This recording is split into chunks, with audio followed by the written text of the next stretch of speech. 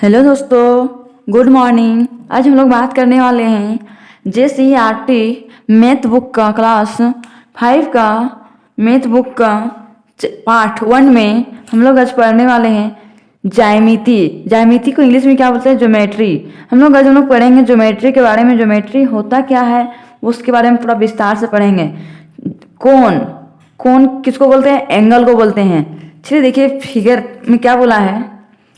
क्या आप बिंदु, रेखा या फिर रेखाखंड से परिचित हैं? क्या आप, आइए इसे समझते हैं। हम लोग रेखा और रेखाखंड के बारे में आप लोग परिचित है या नहीं, उसके बारे में हम लोग यहाँ पे देखेंगे। देखिए पहला पॉइंट क्या दिया हुआ है, बिंदु। बिंदु को क्या बोलते हैं हम लोग? पॉइंट। देखिए ये जो दिख रही है लड़की, लेडीज है, वो क्या बोल रही है? अपनी कॉपी में पेंसिल की नोक को दबाइए, एक काला डॉट प्राप्त होता है। क्या बोल रही है? सभी को अपना अपना पेंसिल को पकड़िए और नोक किसको बोलते हैं? जैसे कि जो पेंसिल के आगे वाला भाग है ना, उसको नोक बोलते हैं। उसको दबाने से क्या मिलता है हम लोग को? देखिए मान लीजिए हम लोग यहाँ दबा दिए, नोक को दबा दिए तो मेरा क्या मिला? एक डॉट मिला, मतलब बिंदु मिला। डॉट को हम लोग क्या बोलते हैं? बिंदु। यहाँ तक आप लोगों को क्लियर है? चलिए नेक्स्ट, बिंदु क्या होता है? बिंदु एक स्थिति है जिसकी कोई लंबाई या चौड़ाई या मोटाई नहीं होती है। देखिए बिंदु का कोई भी लंबाई भी नहीं होता है, ना चौड़ाई होता है, ना ही मोटाई होता है। मतलब बिंदु का कोई भी स्थिति नहीं है, ओके, बिंदु ही रहेगा। अब चलिए हम लोग समझते हैं। आइए दो बिंदुओं को मिलाते हुए सीधी लकीर खींचते हैं। लकीर खींचने के लिए बात कर रहा है। जैसे देखिए रेखा को हम लोग क्या बोलते हैं? लाइन। देखिए रेखा बिंदुओं के मेल से बनती है। रेखा का कोई अंत बिंदु नहीं होता है। देखिए रेखा का कोई भी अंत बिंदु नहीं है, हम लोग कहीं भी दे सकते हैं। जैसे देखिए एक रेखा खींचा हुआ है, यहाँ भी एक बिंदु दिया हुआ है, यहाँ भी बिंदु दिया है। हम लोग इसको चाहेंगे तो नाम भी लिख सकते हैं, AB करके, या कुछ भी नाम अपने से दे सकते हैं। शिक्षक निर्देश। शिक्षक इस प्रकार के अभ्यास कॉपी तथा बोर्ड पर अधिक से अधिक पकड़ाएं।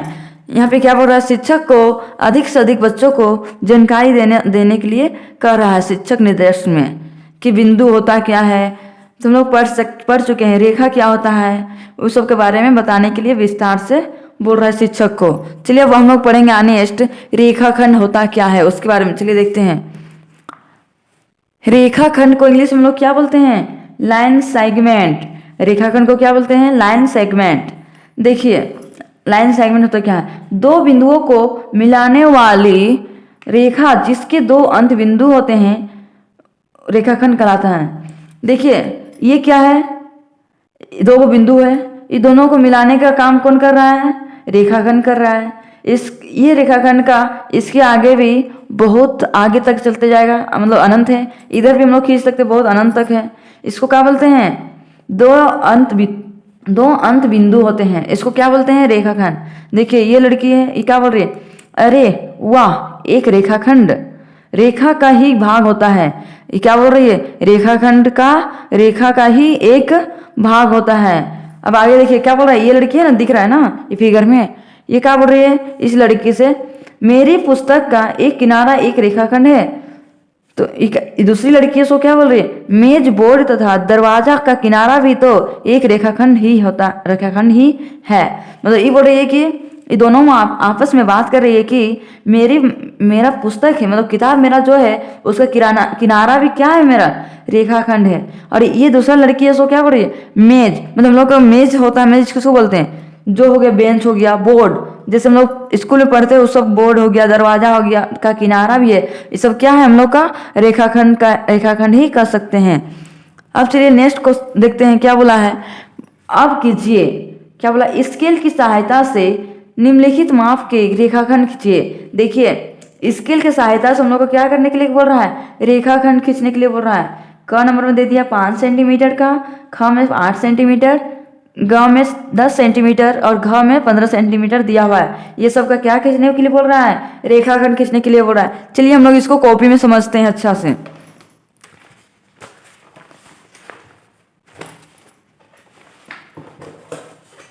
देखिए हम लोग स्केल ले लिए हैं, स्केल की सहायता से हम लोग को क्या करने के लिए बोला है, रेखाखंड खींचने के लिए बोल रहा है। यहाँ कितना सेंटीमीटर का रेखाखंड है, 5 सेंटीमीटर। तुम लोग कितना सेंटीमीटर का, देखिए हम लोग सेंटीमीटर किसको बोलते हैं, 0 से लेके 1 2 3 4 इस तरह करके पूरा दिया हुआ है, 15 तक इस स्केल में दिया हुआ है। तो ये मेरा क्या है, सेंटीमीटर।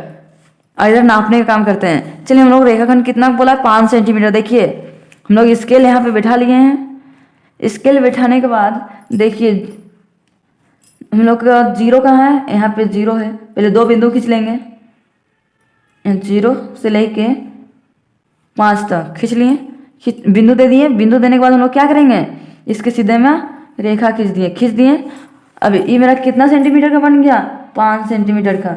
इसका हम लोग चाहेंगे तो ए बी करके नाम भी दे सकते हैं। चलिए ए बी करके हम लोग नाम भी दे दिए। ये मेरा क्या हो गया, 5 सेंटीमीटर का रेखाखंड हो गया, 5 सेंटीमीटर का। अब चलिए हम लोग नेक्स्ट क्वेश्चन देखते हैं।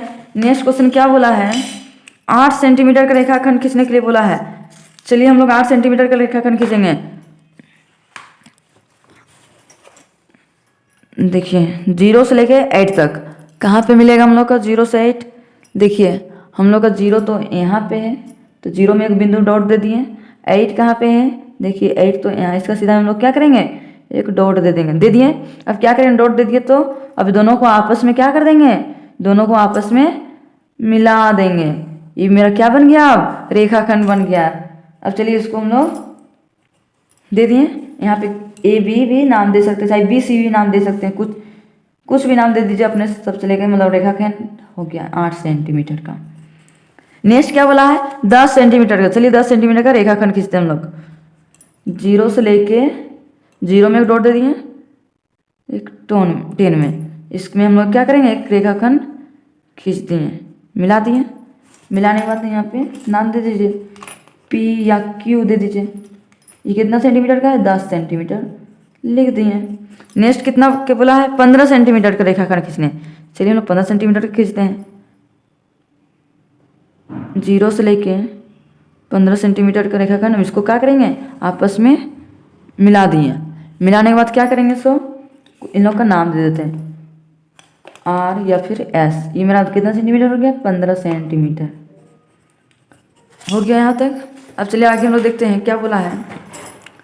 बोला है नीचे क्वेश्चन में, नीचे दिए गए रेखाखंडों को माप कर लिखिए। माप के लिखने के लिए बोल रहा है। देखिए रेखाखंड दिया हुआ ए बी, इसको माप के हम लोग लिखेंगे। देखते हैं माप के कितना सेंटीमीटर है। 0 से लेके देखिए 7 तो यहाँ तक हुआ, 1 2 3 4 तक हुआ, तो हम लोग कितना लिखेंगे, इसका 7.4 सेंटीमीटर हुआ।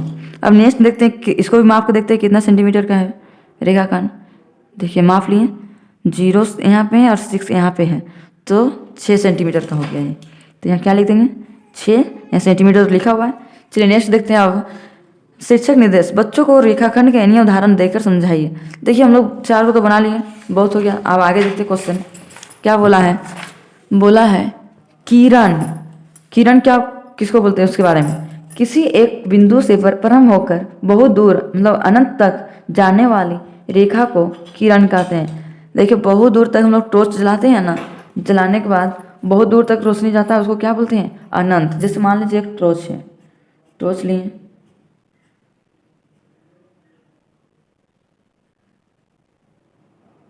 यहाँ से इससे बहुत सारा किरण निकलता है, इस तरह निकलता है, चारों तरफ जाता है, इसको क्या बोलते हैं हम लोग, टॉर्च। इस यहाँ तो एक बिंदु से ही मेरा लाइट निकल रहा है, लेकिन बहुत दूर तक जा रहा है, बहुत दूर तक जा रहा है, इसको क्या बोलते हैं हम लोग, रेखा। रेखा के किरण, इसको क्या बोलते हैं हम लोग, किरण। टॉर्च की रोशनी भी तो किरण ही है, मान लीजिए टॉर्च की रोशनी ही क्या है, हमारा किरण ही है।